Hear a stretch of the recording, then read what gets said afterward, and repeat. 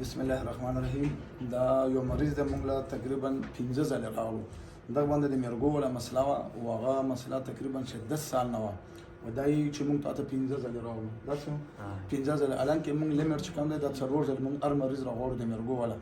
نو پښتنه ته کوو چې بیا تا جټکا والی او کني والی نو والی چې دند شروع کړی بیا جټکا نو والی